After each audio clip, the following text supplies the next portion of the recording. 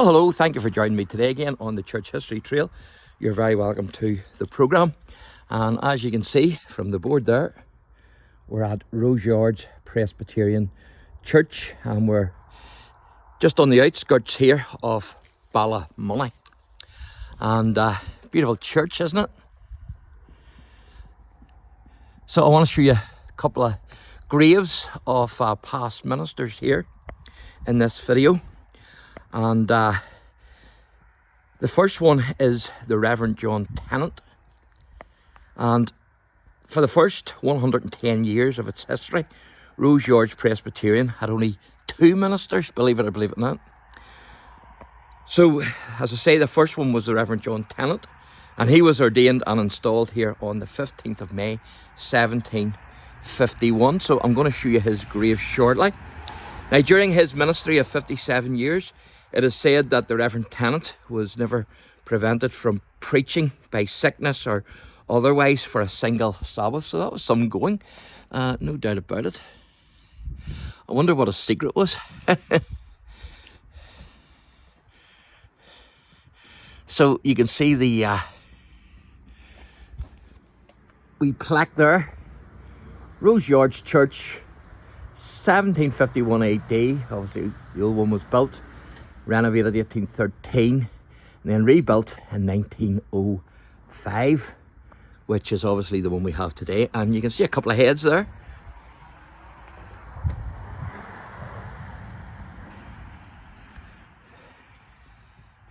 Don't know what they represent, to be honest.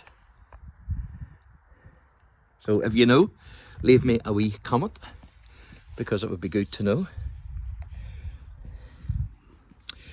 Now, in 1798, the Reverend John Tennant had the difficult task of ministering to a member of his congregation who was actually due to be hung in Coleraine as a United Irishman.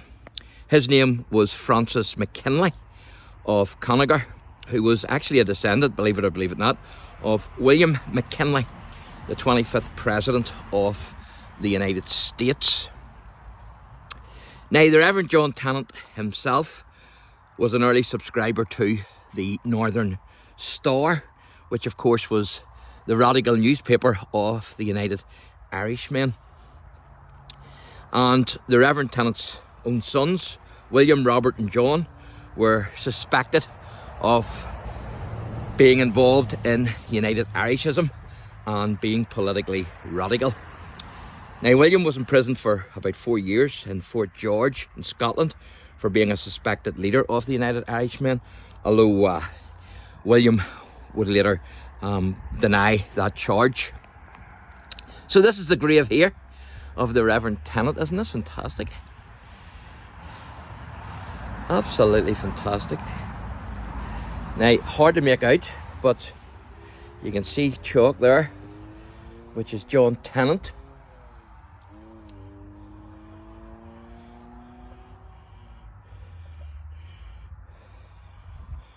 Erected, hard to make the rest out, unfortunately. That's 1808, 13th of May, 1808, it says there, as you can see.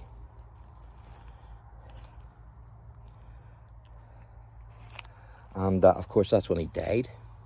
But hard to make the rest out. I might be able to make the bottom part out for you here, hopefully. It says, to the memory, it's by the congregation anyway, this was erected, it would seem. And hard to make the top bit out, but you can certainly see AD 1832 there. And William, and it's Tennant Esquire. You see the wee hand there as well.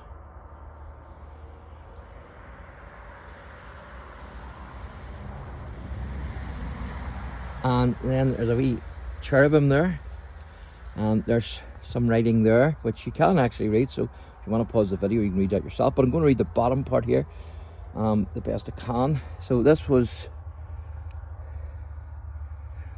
I think that says first and third here the body of William Tennant, 3rd of September 1768, age 39. Margaret, April 28th, 1769. So obviously they were the ancestors, possibly the mother and father. John's brother and daughter. And then it's John Tennant, first minister at Roseyards. And that was, let me see, hard to make that out. But certainly that's the Reverend Tennant. So it is. So great to have this grave. It was great to find it, and also to find the other minister's grave, who I'll take you to now. But absolutely fantastic. And as I say, the Reverend Tennant, he died on the 13th of May 1808. He was aged 81, and that's his burial plot there in the church graveyard. So I'm going to take you and show you another minister's grave. This was the second minister of the church, and it's the Reverend William Money.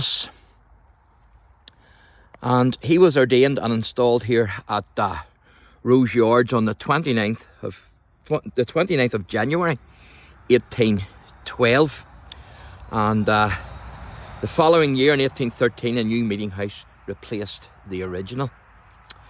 And of course, whenever he was ordained here, it was the year that the previous minister, the Reverend John Tennant, had died, 1812. So the Reverend William Money had actually been compared to Robert Murray McCheyne. If any of you are familiar with Robert Murray McCheyne, he was a very pastor, evangelical pastor. He was a fantastic preacher. Now, the Reverend Money resigned his charge in May 1860 after 48 years of ministry, and this is the plot here with this railing around it. And he died on the 15th of February 1861, and he's buried in this plot here at the church. So you can't really see too well with the growth there, but basically what that says is that it's Reverend William Money. It was erected by the congregation of Roseyards, and that he laboured from 1812 to 1861.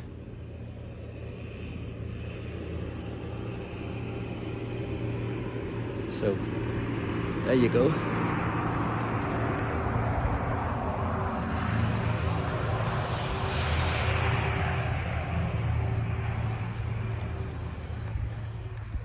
And then this other one beside it, I believe is his son, who's also called the Reverend William Money. If you can see that, or Money, should I say, M-U. I will zoom up a wee bit, see if we can see that any better. But he was late minister of the Free Church of Scotland, so I don't think he was minister here. And he died at the Free Church Months, so he did. And I'm trying to see the date there, 1866. He was aged, hard to make out, but it's about 49 years of age. So I take it that to be the Reverend William Money's son, who's also called the Reverend William Money, only he was the Free Church of Scotland. So he was. So, absolutely fantastic. So I hope you enjoyed that. I know I certainly did. And great to find those two graves. So thanks for watching, and God bless.